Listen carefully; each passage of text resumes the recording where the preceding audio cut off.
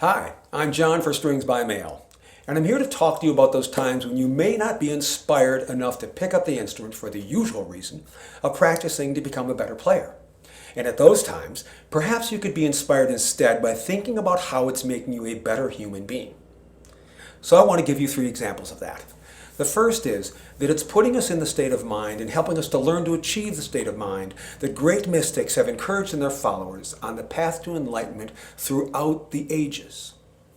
The second is it brings us face to face with and thereby gives us the opportunity to overcome what is widely regarded as one of the greatest challenges of being human. And third, it teaches us to think and perceive in the ways that the greatest minds have thought and perceived throughout history. So let me elaborate. That state of mind of the mystics, it's being one with the experience we are in. It's being completely present in the now.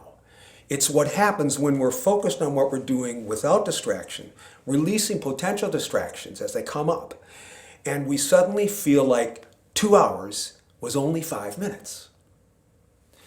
And the challenge, the great challenge we face, it's the ego. For when else are we more tempted to compare ourselves?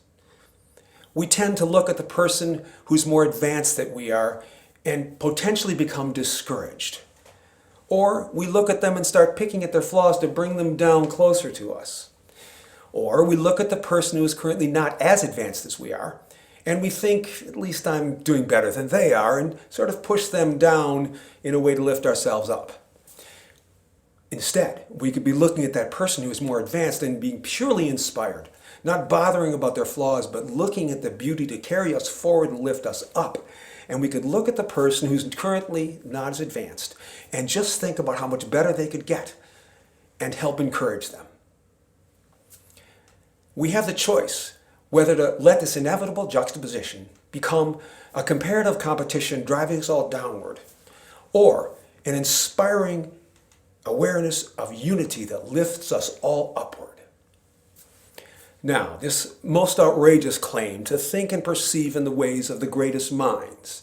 I'm going to need backup on this, so I will bring to the witness stand Albert Einstein, brilliant mind of the 20th century who changed our perception forever, especially through his relativity theory. And here's what he had to say about the discovery of the relativity theory. He said, "My discovery was the result of intuition, and music was the driving force behind that intuition. My discovery was the result of musical perception." Musical perception. He's not talking about making our hands work better. He's not talking about memorizing a great piece of music. He's talking about truth, about how when we bring a balance between our own emotions, the structure of the piece, and represent it through expression in dynamic, rubato, and vibrato, that we have such truth that we reach directly to the heart of our listeners.